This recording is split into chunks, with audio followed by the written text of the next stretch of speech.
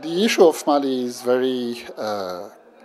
is an issue of a big concern to colleagues in academia for two main reasons. The first one I would deal with here is the fact that the intervention was done for the purpose of saving the Malian population in order to bring order and to rebuild the state in Mali. The thing is that this is a continuation of what was done previously in Libya, or what some colleagues in academia have been calling new humanitarianism, and this is a very big concern to me personally.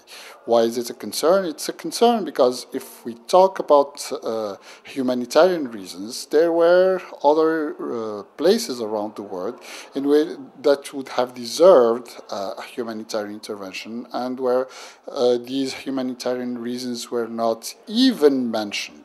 Let's talk here about Rwanda, or talk here about the Darfur region. So we talk about humanitarian reasons in Mali, as we did talk about humanitarian reasons back in Libya, but where real humanitarian reasons are a concern, we don't see an intervention taking place. So this is this new humanitarianism this new interventionism for supposedly humanitarian reason seems to me to be just an excuse to justify interventions for other reasons than the stated reason.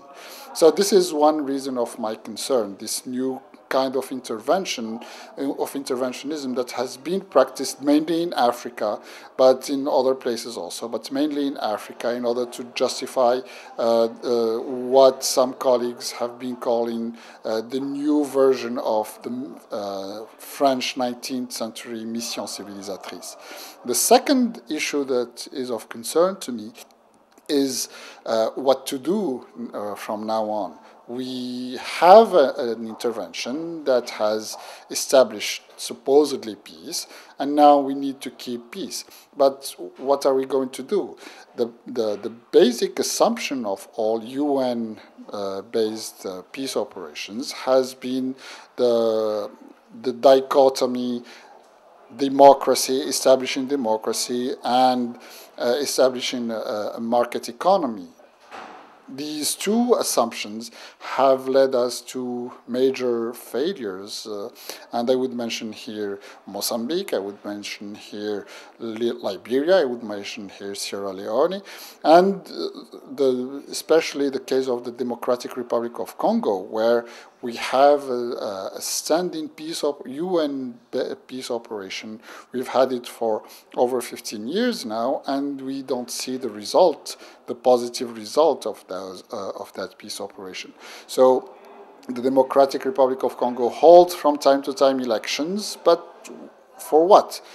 Why do we hold elections in a place where people are struggling to understand what is the meaning of elections? My concern is that Mali, which had been a democracy for over 20 years, it had 4 successive presidential elections. It was considered somehow as a working democracy.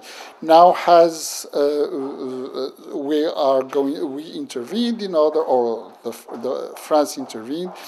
to re-establish a state and to rebuild the state, and based on democratic principles, and whereas democracy has just failed.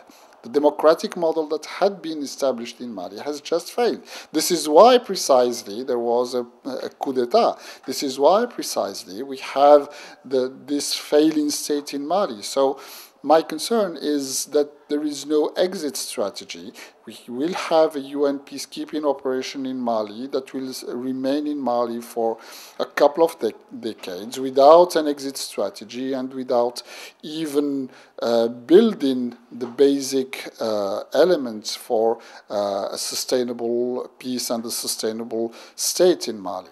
So from my point of view, it is the current situation in Mali puts in check the issue of the state and the role of the state. These states in sub-Saharan Africa were built artificially without reflecting ethnic logic or geographical logic or economic logic. And now we have these, and now we have to deal with these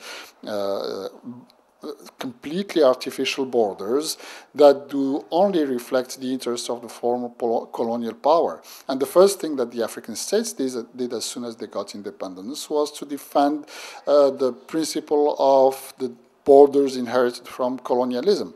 I think that this is the opportunity. What is taking place in Mali now is a second chance after what happened in the big lakes in the second half of the 1990s in order to deal with the issue of borders and to deal with the issue of the state. We definitely need a political community, but we need a working political community and not the sovereign state, the Westphalian state that was created back in 1648 in Europe and that does not serve at all the interest of the African population and of the African people. So that's why I think that this is a single opportunity to deal with the very important issue of what is the state for in Africa.